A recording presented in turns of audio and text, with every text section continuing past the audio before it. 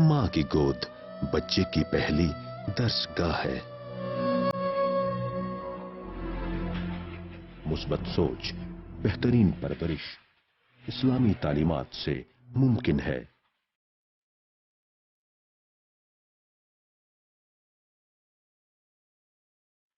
मजहब से आगाही हमारी समाजी जिंदगी को बेहतर बनाती है।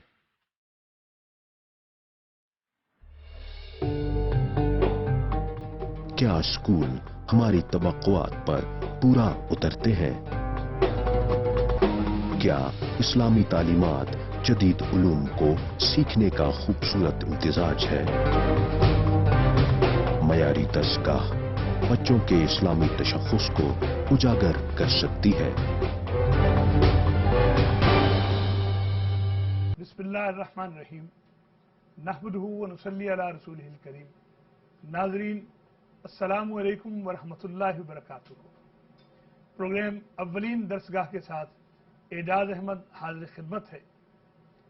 हमारा आज का प्रोग्राम इकरा के हवाले से एक खुसूसी प्रोग्राम है और इसकी वजह यह है कि जब हमने हुसूल इल्म को समझ लिया कि ये हमारे लिए फ़र्ज है और हमने अपने बच्चे को ज़रूर ज़ेवर तालीम से आरास्ता करना है, तो इस मौके पर जबकि वो घर में है और उसे हुसूल इल्म के लिए अभी हमने बाहर भी भेजना है, इस मौके पर अगर हमें ये एहसास हो जाए और ये इदराक हो जाए कि इकरा क्या है, हमारा जो आज बुनियादी सवालात हैं और जिनके जवाबात हमने ढूंढने हैं, क्योंकि इकरा सिंबल है, तो इकरा क्या है और इसकी अहमियत क्या है और इकरा के समाजी जिंदगी पर और हमारी जिंदगी के तमाम दायरों में और ख़ास तौर पर हमारे बच्चों के लिए इसकी क्या अहमियत है, इन सवालात के जवाब हम आज के इस प्रोग्राम में ढूंढेंगे।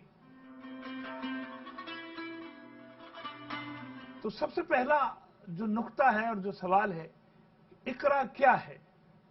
नाज़रीन, रसूल रहमत सल्लल्लाहु अलैहि वसल्लम पर पहले भी जैसे कि अर्ज किया, तकरीबन 6 सदियों का फासला है हज़रत ईसा अलैहिस्सलाम और रसूल अकरम सल्लल्लाहु अलैहि वसल्लम पर जो वही नाजिल हुई। एग्जैक्ट हम जब देखते हैं तो ये 611 साल बनते हैं।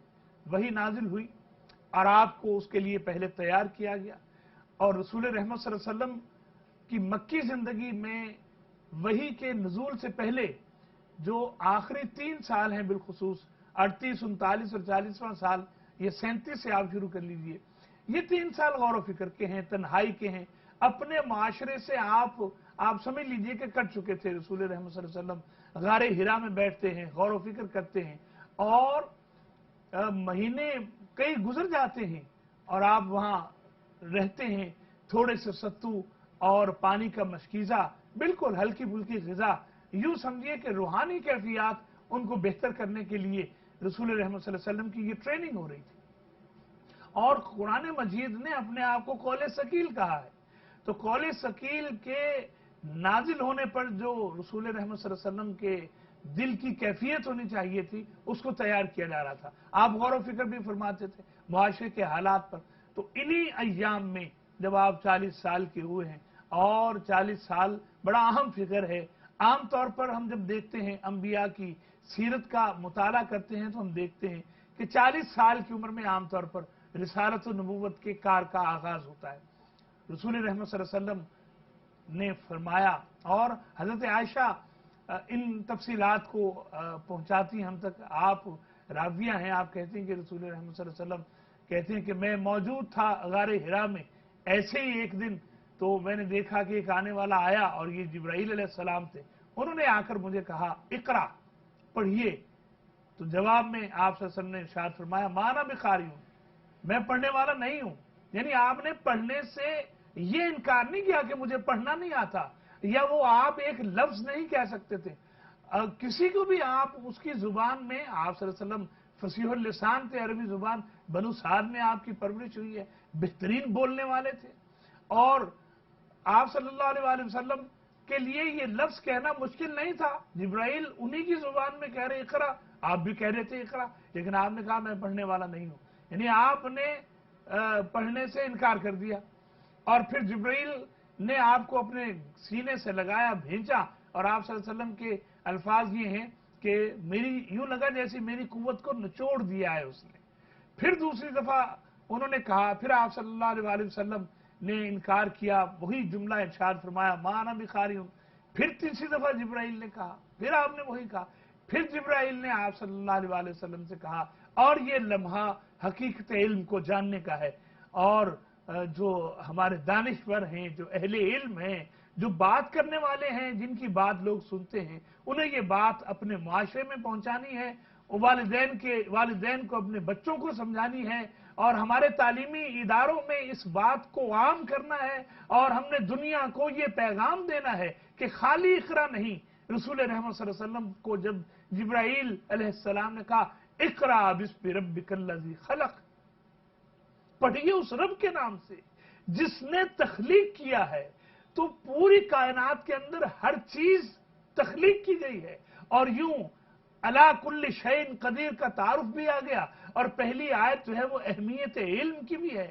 اقرا کا لفظ جب جڑا ہے بسم ربک الذی خلق، تو اس سے یہ بات بالکل واضح ہو گئی، اور چمکتے ہوئے سورج کی طرح واضح، کسی بہترین آپ سمجھیے کہ خیال کی طرح واضح، اور جیسے ہم ایک دوسرے کو سنتے ہیں اور اس میں وضاحت ہے، اس سے بھی کہیں زیادہ وضاحت کے ساتھ یہ بات کلیئر ہو گئی، کانسیپٹس کلیئر ہو گئے قیامت تک کے لیے کہ خالی علم کسی کام کا نہیں۔ سمجھنے والوں نے سمجھ کر اس بات کو کہا تھا کہ علم و بس کری ہو یار۔ تو یہ جو علم ہے، خالی علم کسی کام کا نہیں ہے۔ علم وہ جو عرفان الہی عطا کرتا ہے، علم وہ جو حقیقت کبریٰ کی طرف لے کر جاتا ہے۔ تو یہ جو اقرا ہے، اس کو سمجھنا ہمارے لیے ضروری کہ ایک تو یہ کہ قرآن مجید کا جو آغاز ہو رہا ہے وحی کا، اور جو ترتیب نزولی میں اتنی ڈھیر ساری آیات، اتنی ڈھیر ساری صورتوں میں سے یہ جو انتخاب کیا ہے اللہ رب العزت نے کہ میں نے اپنے کلام کا کون سا حصہ سب سے پہلے قلب اطہر پر محمد رسول اللہ صلی اللہ علیہ وسلم کے نازل کرنا ہے، اور قیامت تک اس بات کو ڈسکس ہونا ہے۔ تو یہ ہم جب بولتے ہیں تو خیال رکھتے ہیں اپنے لفظوں کا، اور یہ تو اللہ کا کلام ہے اور اس کی فضیلت ہے مخلوق کے کلام پر جیسے خود مالک کو حاصل ہے۔ تو قرآن مجید کا جو آغاز ہونا ہے اقرا، معزز و محترم والدین اپنے بچوں کو یہ پیغام دینے کی ضرورت ہے کہ بیٹے ہم جب کہتے ہیں کہ اشہد ان لا الہ الا اللہ، تو اس اللہ نے جس کے سوا کوئی اور خالق و مالک راز کے حقیقی اور معبود حقیقی نہیں ہے اس کائنات کا، جس نے اس کائنات کی ہر چیز کو تخلیق کیا ہے، اس کا حکم میرے اور آپ کے لیے، پوری انسانیت کے لیے یہ ہے کہ یار پڑھا کرو، علم حاصل کرو، اور اس علم کی اہمیت کو سمجھو۔ یہ علم ہے جو روح کائنات ہے۔ اللہ نے اپنے ناموں میں سے ایک نام العلیم پسند کیا، اس کے جو اسماء حسنہ ہیں ان میں سے ایک العلیم ہے، اور وہ جاننے والا ہے، الخبیر ہے، خبر رکھنے والا ہے۔ اور اس نے کہا کہ کل هل يستوي الذين يعلمون والذين لا يعلمون، کہ کیا وہ لوگ جو جانتے ہیں اور نہیں جانتے ہیں کیا وہ آپس میں برابر ہو سکتے ہیں؟ علم رکھنے والا اور علم نہ رکھنے والا دونوں آپس میں کبھی بھی برابر نہیں ہو سکتے۔ اس کے بعد باری ہے کہ ہم آگے بات کریں اس علم کی اہمیت کے بعد حقیقت علم کی، لیکن اس سے پہلے ایک چھوٹا سا وقفہ لیتے ہیں، پھر ملتے ہیں انشاءاللہ۔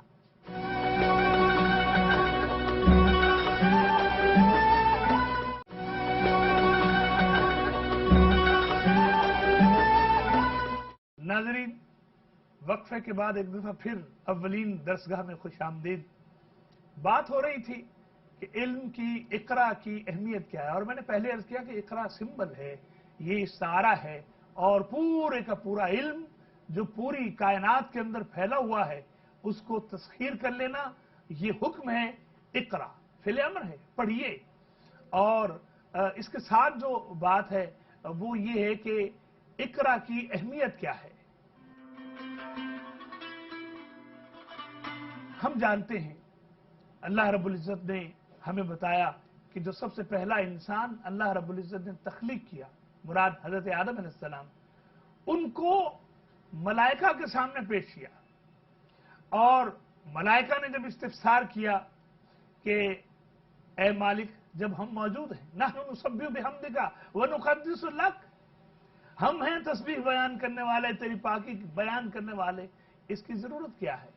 اس مخلوق کی، اس نئی مخلوق کی ضرورت کیا ہے؟ تو اللہ رب العزت نے ارشاد فرمایا انی اعلم ما لا تعلمون، میں وہ جانتا ہوں جو تم نہیں جانتے ہو. اور یہاں بھی قابل غور انی عالم ہوں، میں بہت جانتا ہوں. علم کی بات ہے، اللہ بہت جانتا ہے. ولا یحیطون بشیء من علمہ الا بما شاء، وہ جو لامحدود علم ہے اس میں سے وہ بندوں پر، اس کائنات پر اپنے علم کو جتنا چاہتا ہے سو نازل کرتا ہے. آدم علیہ السلام کو جو سجدہ تعظیمی کرنے کا حکم دیا گیا ملائکہ کو، قرآن مجید بتاتا ہے کہ اس کی وجہ یہ تھی کہ فرشتوں کے سامنے اللہ رب العزت نے اشیاء کو پیش کیا اور کہا کہ اگر تم سچے ہو تو مجھے ان چیزوں کے نام بتاؤ. فرشتوں نے ان کے نام بتانے سے، یعنی اظہار علم سے معذوری کا اظہار کیا. وہ جانتے نہیں تھے. اور پھر اللہ رب العزت نے حضرت آدم علیہ السلام کو حکم دیا کہ ان کو نام بتا دیجئے. اور آپ دیکھیے کہ پوری کائنات جو ہے وہ ہے ہی کیا، یہ پوری کائنات ناموں پر تو مشتمل ہے. آپ کہتے ہیں یہ کیا ہے، یہ آسمان ہے، یہ زمین ہے، یہ کیمرہ ہے، یہ آپ دیکھ رہے ہیں، یہ میں، یہ بولنا، یہ بھی ایک نام، میرے اور آپ کے نام. یہ ہاتھ ہے، یہ اس کی انگلیاں ہیں، یہ پورے ہیں، یہ ناخن ہیں. آپ چلتے چلے جائیے پوری کائنات کے اندر جو طبیعات ہیں سارے کے سارے نام ہیں. جتنی اشیاء ہم استعمال کرتے ہیں ہر چیز کا ایک نام ہے. آپ نے کہا ایچ یہ ہائیڈروجن کے لیے، آپ نے کہا آکسیجن یہ پانی کے لیے، آکسیجن ہے، آپ نے دونوں کو ملا دیا اور ایک خاص تناسب سے یہ پانی وجود میں آ گیا، یہ بھی ایک نام ہے. تو ہر نام جب آدم علیہ السلام نے اظہار علم کیا جو اللہ رب العزت نے ان کو عطا کیا تھا، جس کی ضرورت تھی اس کائنات میں زندگی گزارنے کے لیے، تو اس کے بعد اللہ نے حکم دیا فرشتوں کو کہ اب اس کی تعظیم بجا لاؤ، اس لیے کہ اس کے سر پہ ہم نے تاج علم رکھا ہے.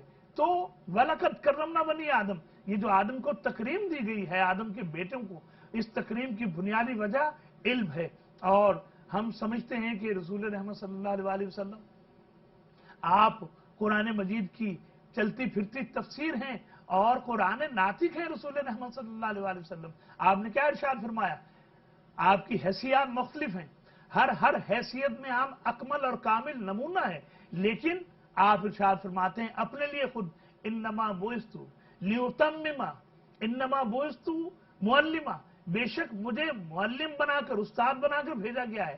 اسی طرح کے الفاظ اخلاق کے لیے بھی آپ نے ارشاد فرمایا انما بعثت لیتمم مکارم الاخلاق یا حسن الاخلاق، دونوں طرح سے روایت آئی ہے. تو مراد کیا ہے؟ اخلاق کی تکمیل، اعلیٰ اخلاق کی تکمیل بغیر علم ممکن نہیں ہے.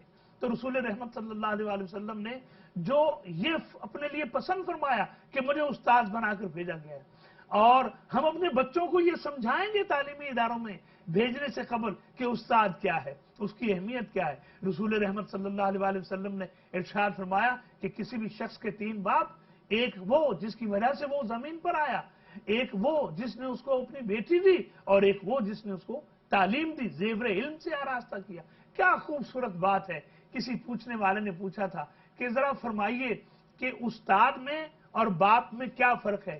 اور جواب دینے والے نے جواب دیا کہ میرا باپ مجھے عرش سے فرش پر لے کر آیا اور میرے استاد نے مجھے پھر سے فرش سے اٹھا کر علم کی بدولت عرش پر پہنچا دیا. یہ جو اہمیت ہے اقرا کی، اور یہ جو اقرا کے نتیجے میں بچوں کو ہم یہ سمجھا سکتے ہیں.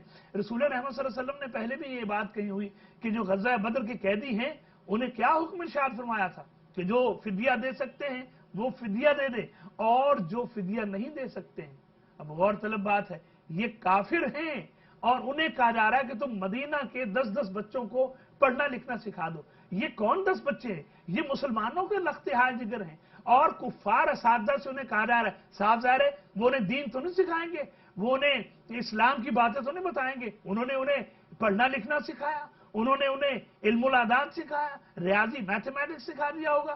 یہ ساری چیزیں تفصیلات ہمارے پاس نہیں، لیکن ہم جانتے ہیں کہ انہوں نے انہیں پڑھنا لکھنا سکھایا. تو پڑھنے لکھنے کے لیے اسی لیے رسول رحمت صلی اللہ علیہ وسلم کا یہ ارشاد اقرا کی اہمیت کے حوالے سے ہمارے پیش نظر رہنا چاہیے کہ علم مومن کی گم شدہ متاع ہے، جہاں سے ملے لے لے. اب ہمیں علم کی تلاش کے لیے جہاں بھی جانا پڑے، غلطی سے یہ کہا جاتا ہے، یہ چونکہ حدیث کے الفاظ نہیں ہیں کہ علم حاصل کرو چاہے چین جانا پڑے، لیکن جس کسی نے بھی یہ بات کی ہوگی اور جب بھی یہ بات اسلامی ادب میں شامل ہو گئی تو اس کا مطلب یہ کہ دور دراز اور اسلامی روایات یہ ہیں کہ علماء اساتذہ کو ملنے کے لیے طلبہ دور دراز کا سفر طے کیا کرتے تھے۔ تو اقرا کی اہمیت جب تک ہم سمجھیں گے نہیں، دیکھیے آپ کہہ سکتے ہیں کہ نہیں جی میں یہ پروفیسر بات کیے جا رہے ہیں میں تو سمجھتا ہوں اقرا کیا ہے اور علم، لیکن اگر ہم سمجھتے ہوتے، دیکھیے ایک دو کی بات نہیں ہے، دو چار کی بات نہیں ہے، یہ ہزاروں سینکڑوں کی بات نہیں ہے، 18 کروڑ افراد میں سے ایک ایک فرد کو، اور خاص طور پر جو ذمہ دار ہے، کلکم رائع وکلکم مسئول عن رعیتہ، کیا خیال ہے ان والدین کے بارے میں جو اپنے بچوں کو اسکول نہیں بھیجتے ہیں؟ اور اقوام عالم میں لٹریسی ریٹ کے حوالے سے ہم کہاں کھڑے ہیں؟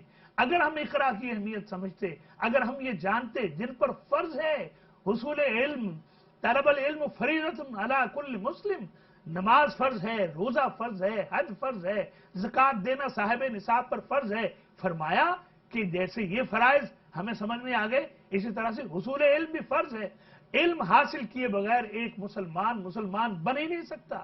اسلام تو ہے ہی دین علم اور تعلیم کا نظام۔ ادھر مسجد نبوی میں رسول رحمت صلی اللہ علیہ وسلم تشریف فرما ہوئے اور ادھر جو ہے وہ مجالس جم گئی، آپ صلی اللہ علیہ وسلم آئے اور دیکھا کہ ایک مجلس ذکر ہے، ایک مجلس علم ہے، مجلس ذکر کو چھوڑا اور مجلس علم میں بیٹھ گئے۔ یہ کس بات کی علامت ہے؟ یہ علامت ہے اس بات کی کہ ہم نے علم حاصل کرنا ہے۔ کچھ اور بات بھی کرتے ہیں اس پر، اور یہ کہ ہماری زندگی پر اقرا کے اثرات کیا ہیں، لیکن اس سے پہلے ایک چھوٹا سا وقفہ کرتے ہیں اور پھر اس کے بعد ملتے ہیں انشاءاللہ۔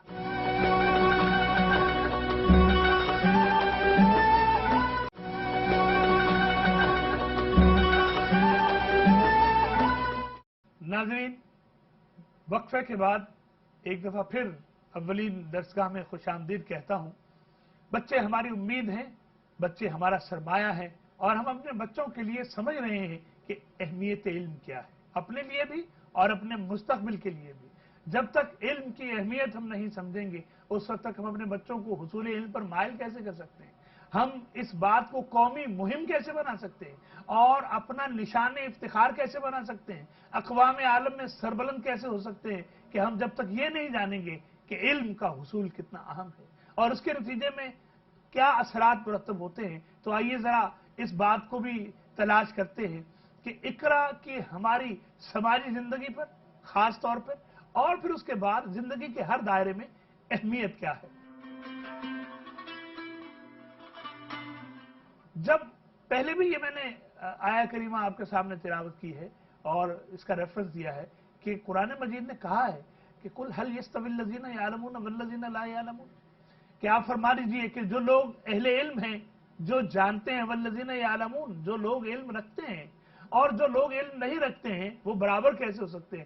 آج دیکھیے اقوام عالم میں جو لوگ پڑھے لکھے ہیں، ذرا جائیے نا اور سرچ کیجئے، نیٹ پہ بیٹھیے اور دنیا کو دیکھیے، ہم کہاں اس وقت، ہمارا سٹیٹس کیا ہے، علمی طور پر ہم کہاں جو ہے وہ موجود ہیں، اور کیا ہمارے اندر بطور قوم وہ علامات موجود ہیں جس کے نتیجے میں کوئی یہ پیشین گوئی کر سکے کہ ہاں آنے والے دنوں میں یہ قوم پڑھ لکھ جائے گی، یا صورتحال اس کے برعکس ہے؟ سوچنے کی بات ہے، لمحہ فکریہ ہے ان اصحاب کے لیے جو صاحبان اقتدار ہیں، اور وہ جو آپ سمجھیے کہ اصحاب دانش ہیں، اور وہ جو جن کے ہاتھوں میں قوم کی زمام کار ہے، اور وہ جو پالیسی میکرز ہیں، اور وہ جو اسٹریٹجیز طے کرتے ہیں۔ جب تک ہمارے استاذ کہا کرتے تھے کہ جب تک کوئی قوم اپنے استاذ کو مرشد نہیں بنا لے گی اس وقت تک وہ ترقی نہیں کر سکتی ہے۔ اور دیکھیے کہ دنیا اپنے اساتذہ کا احترام کیسے کرتی ہے، اپنے طلبہ کو کس طرح سے فیسیلیٹیٹ کرتے ہیں، اور کیا کیا ان کے لیے جو ہے وہ اپنی جان جوکھوں میں ڈالتے ہیں لوگ۔ لیکن ایک ہم ہیں کہ اس نے کہا تھا کہ لیا اپنی صورت کو بگاڑ، ایک وہ ہے جنہیں تصویر بنا آتی ہے۔ تو ہماری زندگی میں اقرا کی اہمیت انکار کرنے والا جاہل مطلق ہو سکتا ہے اور کچھ نہیں، اور میں یہ کہنے کی جسارت کروں گا کہ اقرا کی اہمیت سے انکار کرنے والا انسان نہیں ہے۔ وہ کون ہے جو علم نہیں حاصل کرنا چاہتا؟ اور ہم اس کو علم کو یعنی محدود نہیں کرتے ہیں، تمام مہارتیں علم کا حصہ ہیں، تمام علوم جو دنیا میں سیکھے جاتے ہیں وہ چیزیں جو سیکھی جاتی ہیں، جن سے انسانیت کو فائدہ ہوتا ہے، جس سے انسان کو اپنی صلاحیت، دیکھیے علم سب سے پہلے تو انسان پر سب سے بڑا احسان یہ کرتا ہے کہ اس کو بتاتا ہے کہ تم کون ہو، تم کیا. دیکھیے ایک ان پڑھ آدمی اپنا نام نہیں لکھ سکتا، اور نام شخصیت کا سب سے پہلا تعارف ہے، تعارف کا سب سے پہلا زینہ ہے. جو شخص اپنا نام نہیں لکھ سکتا ہے، جو شخص پڑھ لکھ نہیں سکتا ہے، وہ زندگی کو کیسے گزار سکتا ہے؟ اور وہ لوگوں کے لیے، دیکھیے خیر الناس من ینفع الناس، عرب کہتے ہیں کہ لوگوں میں سے بہترین وہ ہے جس سے لوگوں کو فائدہ ہو رہا ہو، جس سے لوگ بہتر ہو رہے ہوں، جس سے لوگوں کی زندگیاں بہتر ہو رہی ہو. کرو مہربانی تم اہل زمین پر، خدا مہرباں ہوگا عرش بری پر. وہ لوگ جو علم نہیں رکھتے ہیں وہ لوگوں کا فائدہ نہیں کر سکتے، وہ لوگوں کا بھلا نہیں کر سکتے ہیں. اور پھر رسول رحمت صلی اللہ علیہ وسلم نے جو ارشاد فرمایا بطور مسلم، ذرا دیکھیے تو صحیح کہ آپ کیا ارشاد فرما رہے ہیں. خیرکم من تعلم القرآن وعلمہ، تم میں سے بہترین وہ ہے جو قرآن سیکھے، یعنی قرآن کا علم حاصل کرے اور پھر اس علم کو منتقل کرے، وعلمہ، اور اس کی تعلیم دے. تو قرآن مجید کا علم سب سے بلند علم ہے، اور تمام تر علوم کا دروازہ یہ قرآن کھولتا ہے. آپ دیکھیے قرآن سے نازل ہونے کے پہلے کی دنیا، ذرا تاریخ عالم اٹھا کر دیکھ لیجئے. قرآن سے نازل ہونے، قرآن مجید کے نازل ہونے سے پہلے کی دنیا اور ہے، اور قرآن کے نازل ہونے کے بعد کی دنیا بالکل مختلف ہے. یہ اتنا بڑا فرق ہے بدوؤں کو اور ان لوگوں کو جو دو متمدن ریاستوں کے درمیان چراگاہوں میں اپنی زندگی بسر کر رہے تھے. کل 17 لوگ جانتے تھے بعثت نبوی صلی اللہ علیہ وسلم کے وقت لکھنا پڑھنا. مکہ کے انٹرنیشنل سٹی میں 17 لوگ جانتے تھے لکھنا پڑھنا. اور پھر انہی بدوؤں کو جب قرآن مجید ملا ہے اتر کر ہرا سے سوئے قوم آیا اور ایک نسخہ کیمیا ساتھ لایا. اس سے مراد کیا ہے؟ قرآن مجید نے سے زندگیاں جب مس ہوئی ہیں تو وہ زندگیاں پھر انسانی زندگیاں بنی ہیں، وہ اعلیٰ اخلاقی اقدار کی زندگیاں بنی ہیں.